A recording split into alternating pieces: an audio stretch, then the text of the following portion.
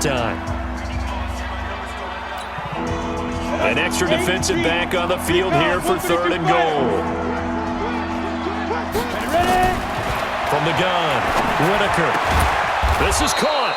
And boy, he is very close to a first down, but from where they're spotting that football, he's going to be a foot or so short. So on 4th down here, Mike Tomlin says, let's just get 3. From the right hash at a bit of a tight angle. The Steelers signal for the second of their timeouts as the clock shows 50 seconds to play here in half number 1.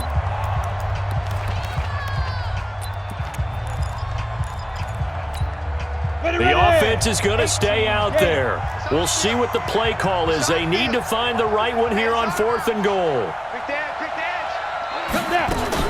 They'll run for it with Samuels. And I don't think he got in. He didn't. He's stoned at the 1-yard line. They're turned away on 4th and goal. And the Jets are going to get the football back. A chance to get some momentum here in the second quarter, getting their first trip into the red zone, but unable to get it across.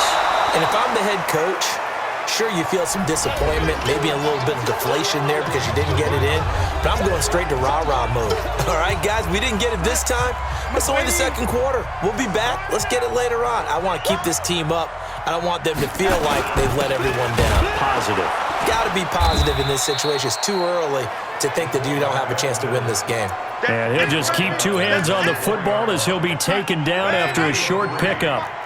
Facing the prospect of a punt from their own end zone, they need some cushion. Let's see what they can do on 3rd down. That one complete to Anderson. And they'll get him down up past the 15. 14 yards is the pickup there and a Jet first down. So we've reached an abbreviated halftime show as we get rolling to quarter 3. So time for the second half as the Steelers have the lead, and they will also be receiving the football here to start the 3rd quarter. And that'll carry over the back line of the end zone for a touchback. The Steeler offense now with a football first here to begin the 3rd quarter. They have the lead. Now they'll be looking for some separation here as we begin the 3rd quarter. I like the way you term that because now I think they go a little bit deeper into their playbook. They like what they did in the first half. That worked okay. But in order to get the separation that you just talked about, change things up a little bit. Change your tendencies. Try and hit them a little bit more with some things they didn't see in the first half. We'll see if they do just that. Throwing again. Whitaker. That'll be taken in there by James Washington. And down he goes, but he takes it up to the 40. The Steelers picking up 15 yards there and a first down. You can see the time and effort and thought that they put into their passing game because it was evident right there. It looks like a simple pitch and catch, but you and I both know that they have planned for this and worked hard to make it happen. There's a ball thrown right side and complete. 25 yards there on the catch and run. Cool under pressure right there, escaping the pocket and finding what I think was not his primary target. And some of these guys are just so comfortable getting outside of the pocket that they'll do it on purpose. It doesn't even need to be a breakdown. They move, and they know it affects the defense because a lot of times you get lost in coverage in the secondary, and I think you're exactly right. Wasn't his primary target. Found a secondary guy who sprang open, probably because of his movement out of the pocket. They're making it look easy out there. Another first down. So far on this drive, let me do this little bit of math here. 4 plays, 3 first downs. That's a pretty good recipe for success. Go. Switch. Leo. On 1st and 10, Whitaker. Got his man. It's caught for a Steelers touchdown. Deontay Johnson, his first touchdown on the year. And the Steelers, they broaden their lead. And he's a little bit on the shorter side as a receiver.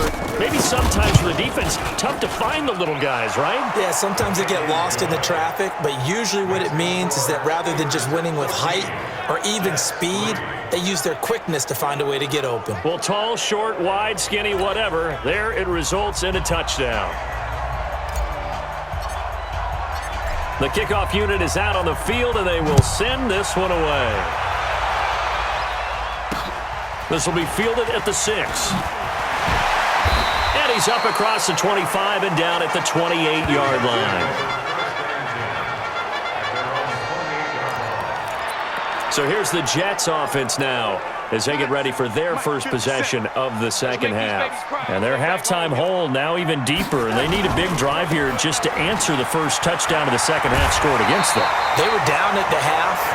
Now, as you mentioned, they're down a little bit bigger, but no time for discouragement. Just got to get back to it, right? Put your shoulder against the boulder and start pushing and try and get back to where you were to start the half. So from the 39 now, they'll come up on a 1st and 10. Throwing to start the drive, but that one incomplete.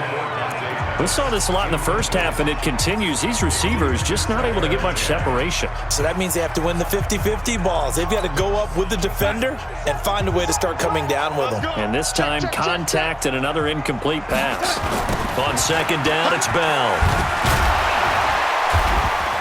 And he's going to be brought down by the face mask. Here come the flags. This is going to get him a first down. Defense. Officials so cognizant of that call nowadays, but that one looked pretty easy. Yeah, you're right. They took out of their hands having to wonder whether it's a 5-yard or a 15-yard inadvertent or not. Now, it's a lot easier. You see it, you call it. After the penalty, it's Bell. Sean Davis that time on the tackle. Despite the blitz, they're still able to pick up a nice solid gain. The disadvantage of blitzing often alters the normal spacing and run fits and leaves creases like they were able to exploit right there.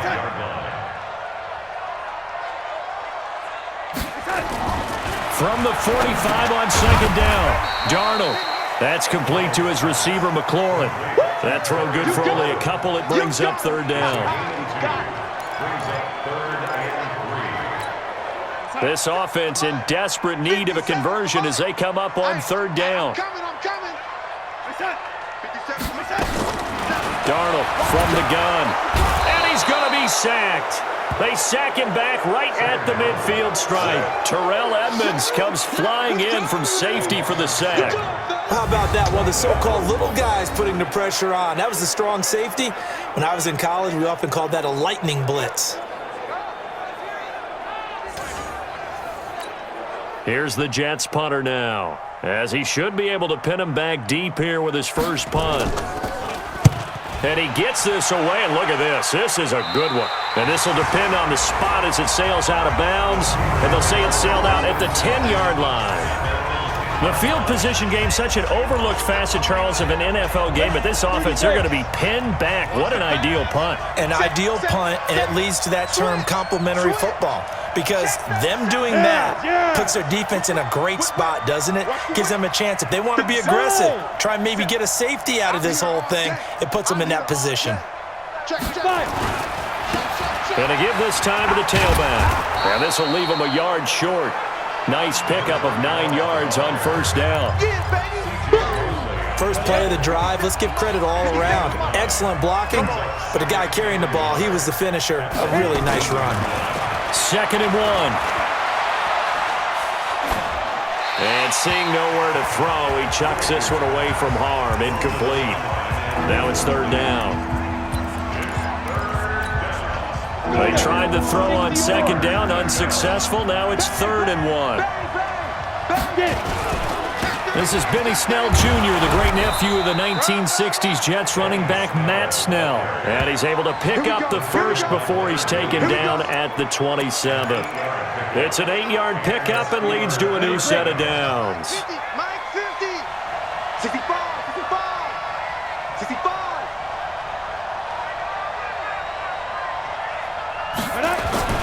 On 1st down, it's Snell again.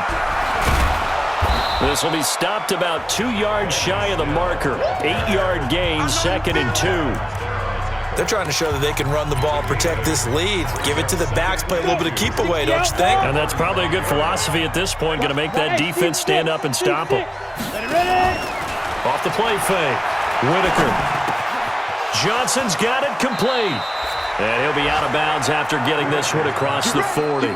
9 yards to pick up there, and it's a 1st down. Try to get one more in here before the quarter breaks. Throwing on first down. Whitaker. He gets this one to Johnson. And he's out of bounds, but not before a big pickup that time on what's going to wind up being the final play of the third quarter. Back now here on EA Sports. It's Steeler football, and they have the lead as well as we begin quarter number 4.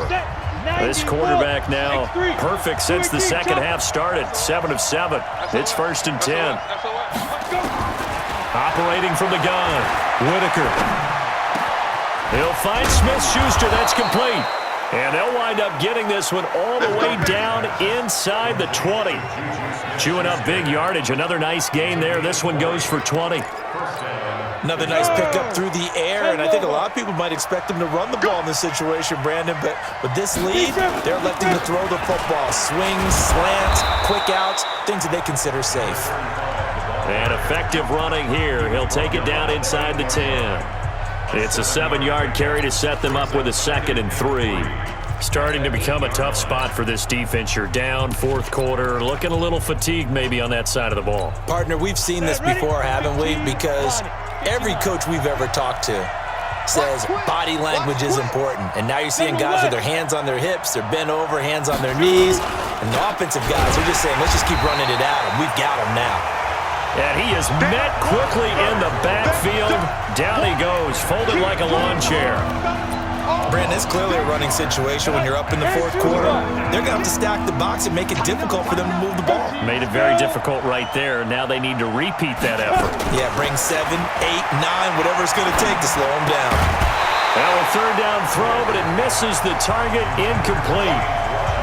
We've seen good cover skills on display throughout this game, really from both teams. And there's another nice example there of them making it difficult to complete a pass. And his kick is good. And they will stretch the lead now to 17-3. So they settle for just the 3, but clearly right now anything helps trying to salt this one away in the 4th. Without a doubt, obviously a touchdown probably would have been the final nail to finish this thing off, but it's still 8 up time, got points. So while it's not mission accomplished, it's darn close. Darnold going to lead the Jets up now, 1st and 10 at their own 25-yard line. To throw is Darnold. Nowhere to escape, and he goes down. T.J. Watt able to record his 5th sack of the season. Now, we talk about players blitzing all the time.